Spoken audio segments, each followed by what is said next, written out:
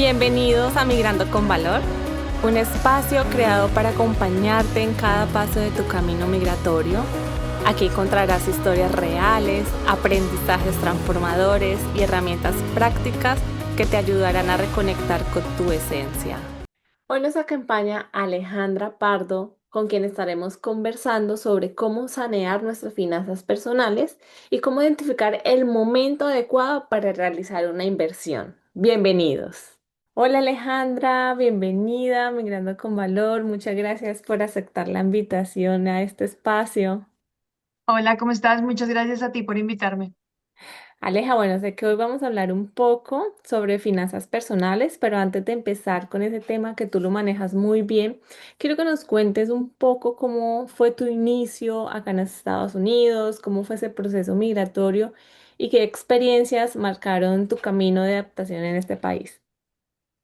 Bueno, yo llevo en Estados Unidos ya 15 años. Yo soy originalmente de Bogotá, Colombia, y llegué al principio, llegué a la Florida, pero duré muy poquito allá. Entonces duré como 8 mesecitos allá.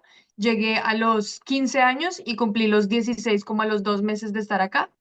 Entonces como que tuve que ir al colegio acá. Estuve desde noveno a 12, si no estoy mal, o Sí. décimo a 12, algo así.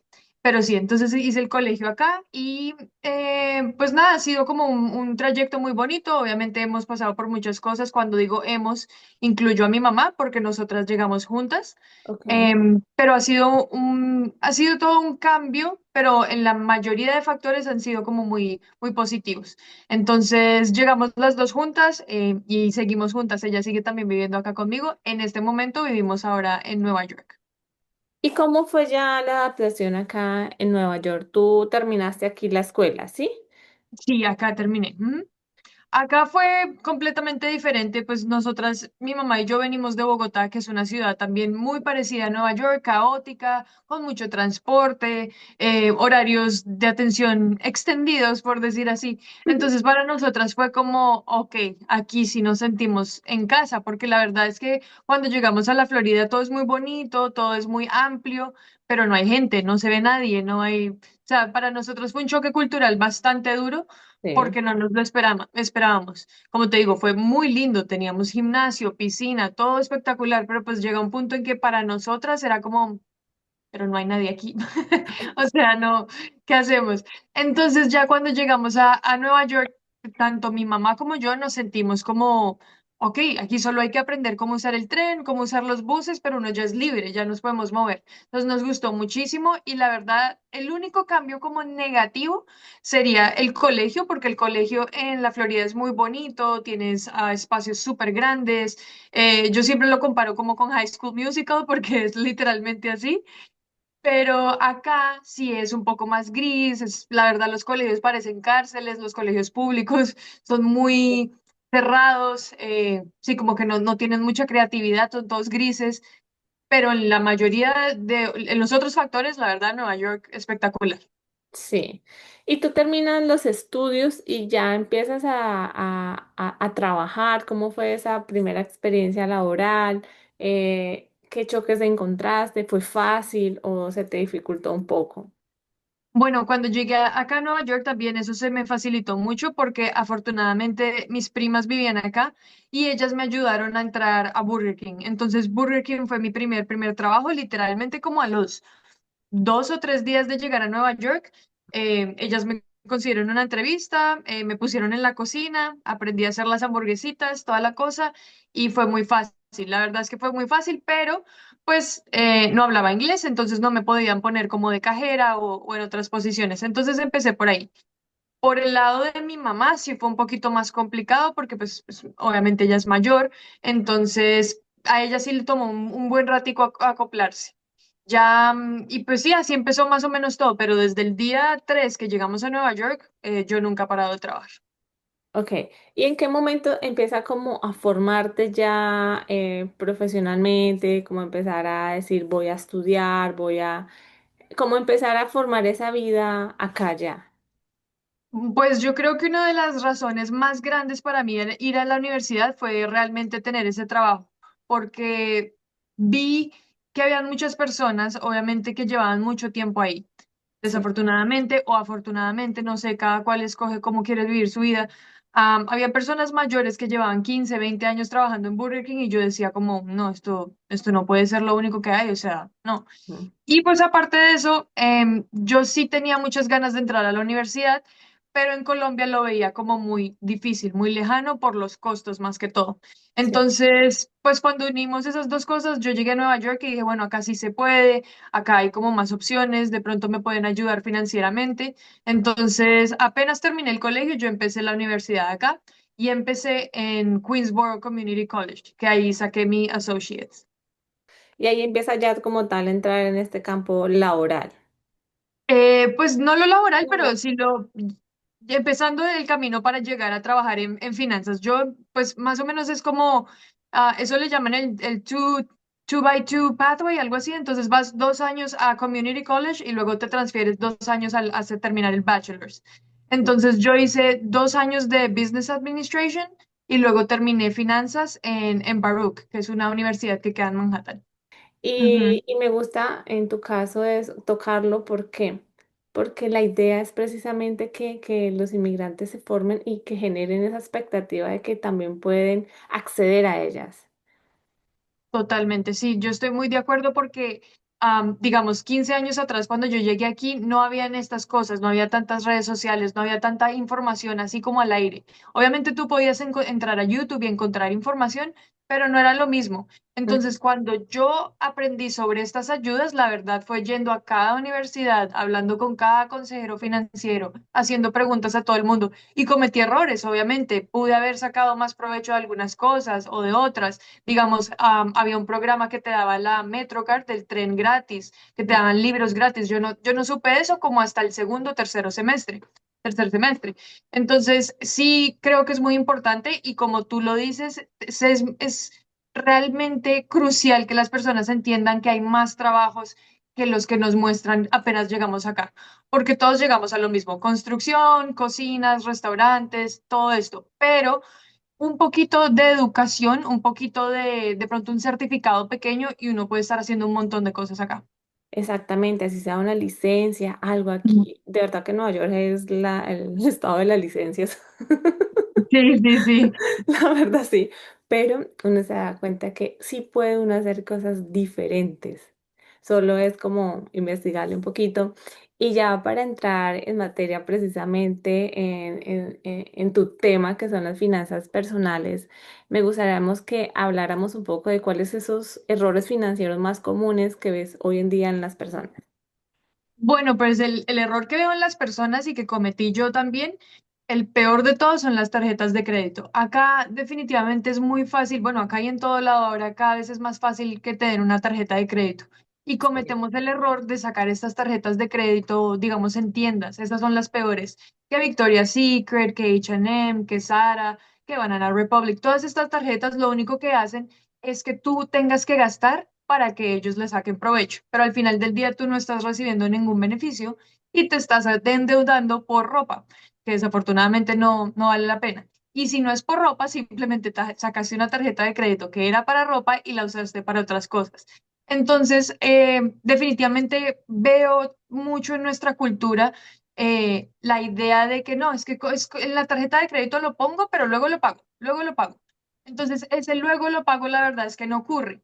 Y lo que la matemática que no hacen las personas la mayoría de veces es en cuánto tiempo y cuánto realmente le voy a terminar pagando a una deuda de $1.000. Y a veces es lo que te dice, si tú sigues pagando, de hecho hay un pedacito en los statements del banco que te dice, si pagas lo mínimo por los próximos 24 años, ahí vas a terminar de pagar la deuda. Imagínate uno 24 años pagando $1.000. O sea, pero sucede y es porque la gente simplemente no piensa estas cosas. Entonces, la verdad, la primera son las tarjetas de crédito. No es para tenerles miedo. Las tarjetas de crédito son increíbles, uno les puede sacar mucho provecho, pero sí hay que tener una disciplina antes de creer que uno está haciendo algo bien. Más allá de eso, como inmigrante acá, yo creo que también tenemos un problema de no ahorrar lo suficiente para nosotros. Yo creo que todos pensamos mucho como en nuestra familia, en nuestros países, tratamos de ayudar mucho, pero como le decía a una persona el otro día, es como cuando te dicen en el avión, si hay algún problema, te pones la mascarita tú y luego ayudas al otro. Y lo que pasa es que muchas veces las personas mandan todo a sus países o simplemente piensan solo en su país, y cuando tienen una emergencia aquí se quedan sin nada. Porque desafortunadamente aquí muchos no tenemos tanta familia o una red de apoyo tan fuerte como en nuestros países, que literalmente te pueden al menos recibir en el sofá. Sí, Entonces sí. yo creo que esos son como los dos errores más grandes que usualmente veo y que he cometido también. Sí, totalmente. Yo también puedo decir que soy de la segunda, que Sí. suelo enviar casi todo, y actualmente también, que suelo enviar casi todo a Colombia y dejar muy poco acá. Y creo que tengo que trabajar en eso, tener esa base acá, porque pues uno nunca sabe cuándo se va a presentar una emergencia. Y Y al sí, final del día vives acá, claro. Entonces, pues es muy importante también tener los pies de la tierra donde uno está. Aleja, yo quería saber de pronto, ¿cuál es ese primer paso que debemos dar para empezar como a sanear nuestras finanzas personales? El primer paso es definitivamente dejar de tenerle miedo a la cuenta y Sí. empezar a mirar cómo te manejaste tú en los últimos meses. No tiene que ser el análisis más detallado, pero sí sería importante, digamos, las personas que usan tarjetas es un poco más fácil. Si usas efectivo, tienes que ser mucho más juicioso y empezar a anotar literal cada día que estoy gastando. Pero la mayoría de personas utilizamos tarjetas débito o crédito. Entonces, el primer paso es mirar el mes anterior y decir, ok, yo no me siento bien, siento que estoy haciendo las cosas quizás un poquito mal, ¿dónde me puedo ajustar? Listo, tú te pones a mirar tu statement del banco y dices, ok, se me va demasiada plata en comida, se me va demasiada plata en café, porque yo soy de las que dice que no hay que quitar el café, pero hay personas que en serio no pueden gastar en ciertas cosas porque están muy, muy apretadas. Entonces, lo más importante es devolverse al mes anterior, revisar, y cuando tú encuentres esas categorías que te están como molestando o que simplemente no se están alineando con tu presupuesto, ahí es que empiezas a mirar. Ya más allá de eso, es un tema como de organización. Son simplemente cuatro números en los que uno se debería enfocar, que son los ingresos, Sí. tus ahorros, tus inversiones y el dinero para ti. Para mí, esos son los cuatro pilares en los que todos deberíamos estar enfocados. Ingresos, todas las cosas sin las que uno no puede vivir, tu casa, tus servicios, hasta mandar dinero a Colombia si es alguien que realmente depende de ti, ¿cierto? Sí. Los segundos son tus ahorros, por lo que hablábamos. Obviamente es muy importante tener un fondito de emergencia. De pronto, si te gusta viajar, tener un ahorrito mensual para eso, todas estas cosas. Lo tercero es la inversión. Obviamente estamos hablando ya de futuro, de pensar cómo me voy a retirar. Este posiblemente es el que la gente menos piensa porque no es tan divertido, no es dinero para ahorita, no es para un viaje, no Sí. es para gastar, ¿cierto? Pero es muy importante. Y el último, que para mí es el que el inmigrante olvida más, es el dinero para uno, para disfrutar y para disfrutar de las cosas que tiene en este país. Entonces ese es el dinero que sobra técnicamente porque es el último, pero ese es el dinero más importante porque ese es el que te hace feliz. Es el helado con tu hijo, es una salida a cine, todas estas cosas. Para mí es por ahí es donde hay que empezar. Y ah, tienes toda la razón y yo te quería preguntar algo sobre qué porcentaje tendría que llevar, por ejemplo, cada uno, ¿sí? Ejemplo, si yo gano, no sé, $4.000 mensuales, ¿cómo Ujú. poder distribuir eso en los cuatro pilares que tú indicas? Hay muchas formas de hacerlo. Obviamente cada presupuesto es diferente acorde a las necesidades y a los gustos de cada persona. Pero usualmente los ingresos deberían estar entre un 50 y 60% de todos tus ingresos.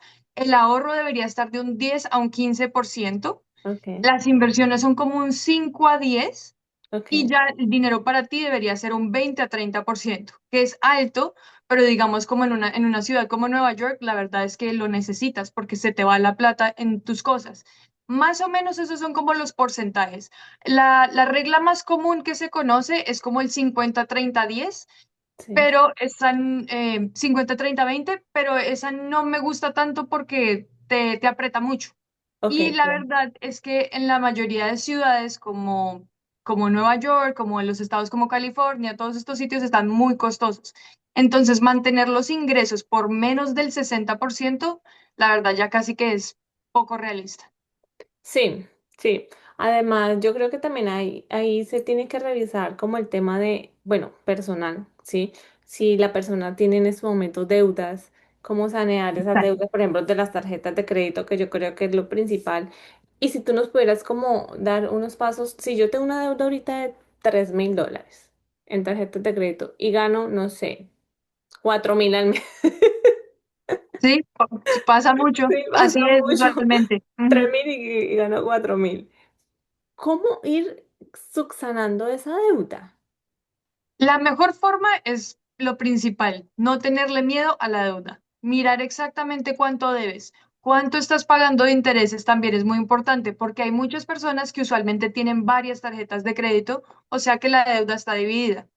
Si Ujú, tú tienes diferentes tarjetas de crédito con intereses variables, significa que te deberías enfocar en... Hay dos tipos de formas de enfocarte. Te puedes enfocar en la que tiene más interés, porque es la que te está sacando más dinero, o te puedes enfocar en el tamaño de la tarjeta o en el tamaño de la deuda. ¿Por qué? Si haces si digamos tienes una deuda de lo que tú decías, unos $2.000 en una tarjeta, pero esa es la del 28%, digamos que es altísimo. sí, Luego tienes una de $100, pero es al 28% también, digamos. ujú, Obviamente uno preferiría pagar la de $1.000 porque pues es la que te está sacando más intereses. sí, Pero psicológicamente hablando, es mucho más motivador pagar una tarjeta y deshacerte de ella que seguir pagando esta y seguir pagando la otra. Entonces, estos le llaman como el método avalancha y el método de snowball, creo que es el otro. sí. La verdad es que lo mejor es escoger una forma de pagar las tarjetas e irte por esa. Para mí, la mejor es si tienes varias tarjetas, vete por la más chiquita, trata de mandar toda la plata que puedas a esa y al resto pagarle lo mínimo. Ujú, Esa es como la más fácil para la mayoría de personas. Y más allá de eso, pues también buscar si la deuda es significante, si son varias tarjetas, tratar de buscar o un préstamo personal con el que puedas pagar todas estas tarjetas y quedarte con una cuota fija mensual y que te den sí, unas cuotas exactas de cuántos años o cuántos meses lo vas a pagar. O la otra opción es buscar estos reparadores de crédito y de deuda, que también hacen lo mismo. Es como una consolidación de todas las deudas dentro de una. Pero si es solo una tarjeta de crédito, la verdad yo creo que el enfoque es sacar de pronto de alguna categoría que en la que estás gastando más dinero y meterle todo lo que puedas hasta a la tarjeta de crédito para salir de esa deuda antes. Aleja, ¿y cómo se integra en esta parte de deuda las emociones de la persona en todo ese proceso financiero, como de sanearlos? Es súper importante, tanto en el momento de como tú le llamas sanear la deuda, Mm, al momento de crear un presupuesto. Para muchas personas es mucho más fácil hacerse como el loco y olvidar qué está pasando y vivir el día a día. Pero pues esto es una forma como de autoprotección porque simplemente no te quieres hacer sentir mal. sí, Pero la verdad es que las emociones sí en todo aspecto de la vida hay que controlarlas, pero con el dinero hay que ser aún más preciso con ellas porque en serio te puedes meter en problemas muy grandes. Y el problema de estas tarjetas de crédito y de los préstamos es que sacarlos es tan fácil, pero pagarlos es muy difícil. Y mucho más porque nos cuesta crear un plan. Si tú le preguntas a cualquier persona en la calle que tenga deuda de tarjeta de crédito, pregúntales ¿y cuánto te cobran de impuesto? La mayoría de gente no sabe porque sí, no quiere saber no ujú, quiere saber. Entonces yo creo que sí juega un rol muy importante. También las conversaciones que tenemos con nosotros mismos, lo que hablábamos de los trabajos, por ejemplo. Yo sí, he tenido varias personas con las que hemos hecho estos como coachings que me dicen, no, es que hacer más plata es difícil. Y yo mm, siempre les digo, claro, es difícil, pero es posible. Y les pregunto, ¿cuántas horas trabajas a la semana? No, 40, 30.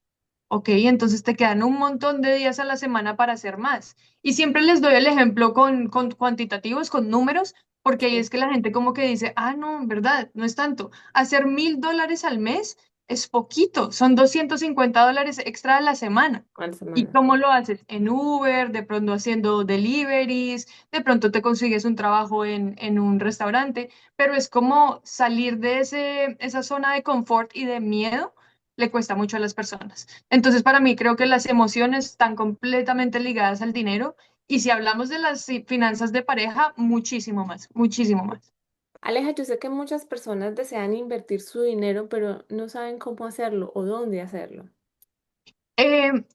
Perdón, es una pregunta que nos hicimos todos y que me hago yo todos los días también, porque este es un mundo que uno sigue aprendiendo todos los días. Pero para la mayoría de personas, como lo hablábamos un poquito con las emociones, es ese miedo de poner tu dinero en un lugar que no conoces. Pero la forma de poner el dinero en ese lugar es aprendiendo.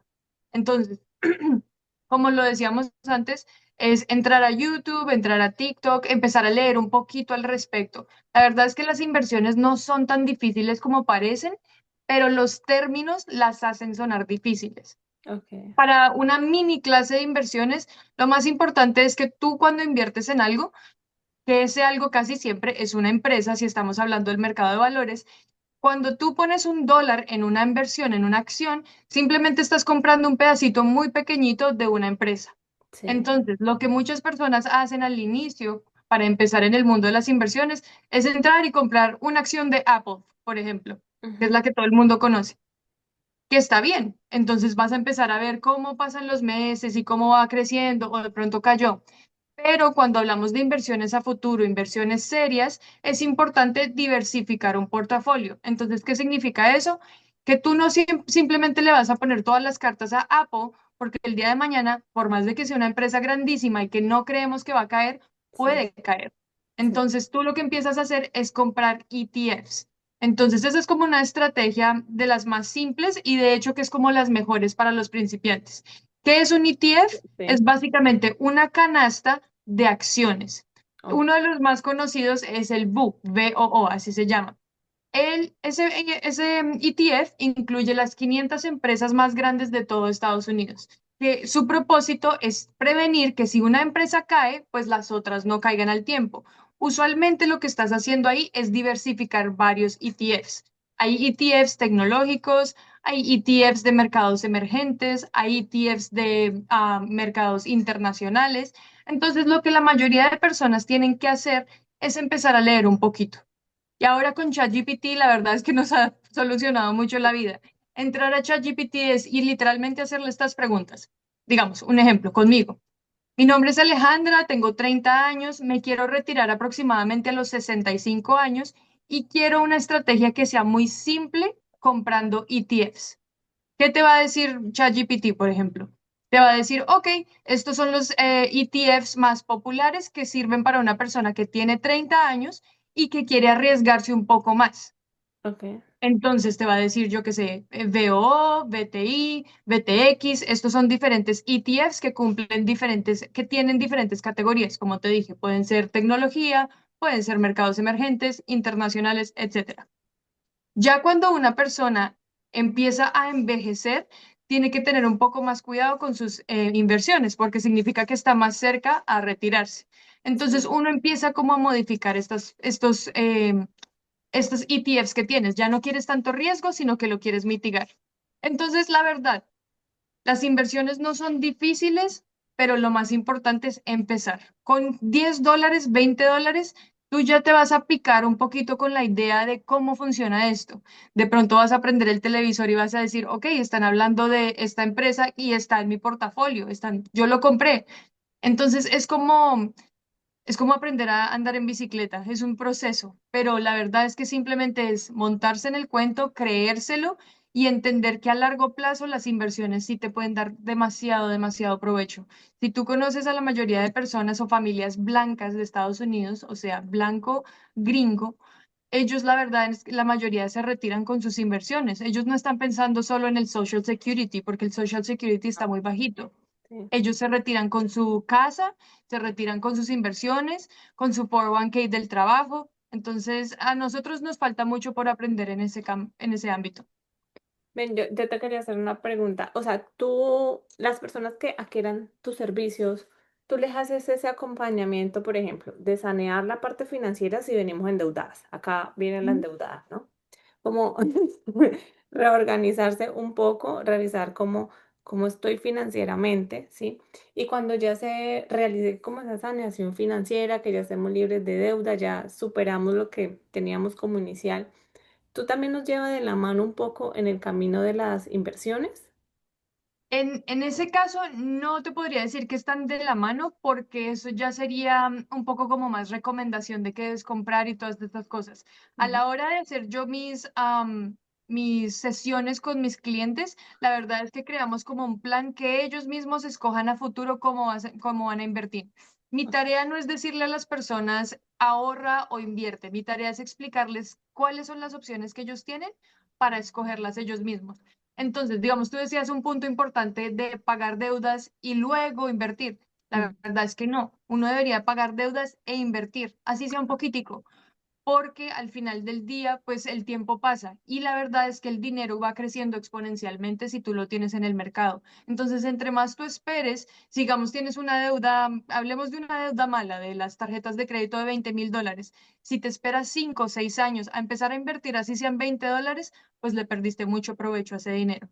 Pero en las sesiones que yo tengo con mis clientes, yo les enseño es exactamente cuáles son los productos que ellos tienen disponibles de acuerdo a su estatus en Estados Unidos, de acuerdo a su edad y de acuerdo a su estilo de vida un poco. Porque si eres una persona arriesgada, de pronto puedes tomar estas medidas, pero la verdad es que yo no puedo dar recomendaciones porque eso ya es otro rubro. Aleja, ¿qué es lo primero que trabajas con alguien antes de hablar sobre presupuestos, deudas o ahorro?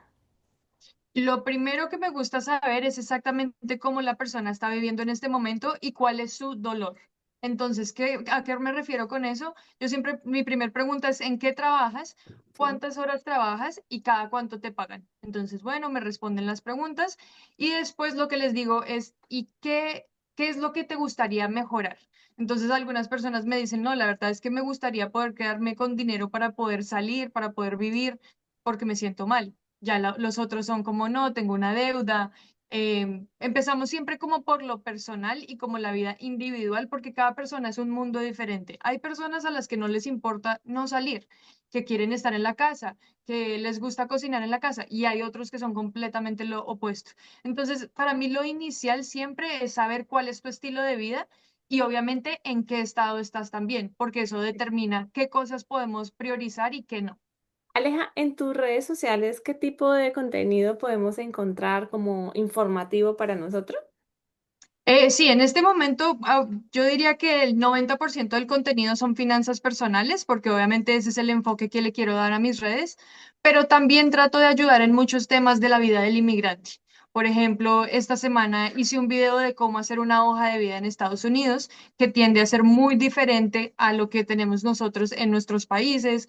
De pronto doy tips de inglés también, cosas que me han servido a mí, cómo conseguir trabajos en Estados Unidos. Trato de La verdad es que trato de ayudar a esa persona que lleva poco o acabó de llegar a Estados Unidos, porque siento que es muy difícil y si tú llegas y no tienes una red de apoyo, pues te tienes que apoyar en lo que tienes, que en este momento las redes sociales son un apoyo muy grande para muchas personas.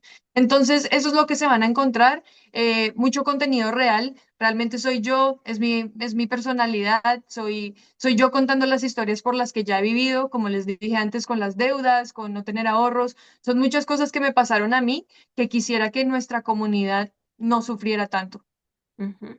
Tienes toda la razón, porque personalmente hablando, sí que cuando uno llega acá, y si llega solo, sin poca información o cero información, de verdad que uno llega en un punto en que está perdido, que tú no sabes cómo Ujú, funciona el sistema americano, ¿sí? No sabes qué hacer, dónde acudir. Y tras de eso, seamos honestos, la primera etapa de un inmigrante es muy difícil, ¿sí? uf, La ujú, adaptación es muy difícil a lo nuevo, a encontrar un trabajo, a todo. Y llegar a un equilibrio siempre es un tiempo. O sea, ujú. si te fue muy bien, 6 meses para llegar a ese equilibrio, pero pues Ah, a veces es sí, más, no. ¿sí? Por eso yo te digo, 3 años no es nada. No, yo creo que yo llegué a mi punto de equilibrio literalmente hace unos 3, 4 años y eso es casi 12 años después. Y Do- encontrar un equilibrio que yo digo lo que hablábamos, o sea, un fondito de emergencia, no sentir como que me llega pasa algo y mejor dicho tengo que llamar a toda la familia en Colombia. Eso toma tiempo, toma tiempo. toma mucho tiempo y también este espacio me encanta y por el cual fue creado también es eso, para informar, porque yo fui una de esas, o sea, si yo me hubiera informado más, mi estatus de pronto hubiera sido diferente. Sí. Sí, porque uno va como a lo primero o al que le dijo el amigo como que hay esta opción y es como la única opción que hay, Ujú. ¿sí? Entonces como la persona que te dijo como que esto es lo que debes hacer y uno que se queda con eso por el desconocimiento, también por el miedo, porque de pronto dice, no, vi algo por las redes sociales y de pronto esto no sea real, ¿sí? Sí, sí, sí. Entonces, sí que es importante tener estos espacios donde uno puede informarle a la comunidad cómo actuar en cuanto a las finanzas personales o con respecto a las universidades, donde aprender inglés, que hay lugares para aprender inglés gratis. Yo llegué y yo no sabía eso al inicio, por ejemplo. Claro, y no, y es que es verdad, o sea, yo, para mí ya todo es muy fácil, es como no vas a verlo, pero cuando conozco a una persona que acaba de llegar y vuelven a hacer esas preguntas, es como, ¿y eso cómo era que se hacía? Pues yo no se lo hice a tanto tiempo. Entonces es muy bonito, para mí también crear contenido ha sido como reencontrarme con todas las preguntas que yo tuve cuando llegué aquí. Sí, totalmente, totalmente. Aleja, ¿y cuáles son tus redes sociales? ¿Dónde podemos contactarte? Estoy en este estoy en este momento en Instagram y en TikTok como Pardo Alejandra Raya al Piso, una sola rayita. Por favor, tengan mucho cuidado porque en este momento hay un montón de estafadores en TikTok. Obviamente, como yo hablo de finanzas personales, hay mucha gente tratando de vender paquetes de cripto, inversiones, un montón de cosas. Quiero que sepan que yo solo vendo en este momento mis sesiones con ustedes, sesiones uno a uno. Entonces, tengan mucho cuidado con eso. Y por ahora, pues esas son las redes que hay.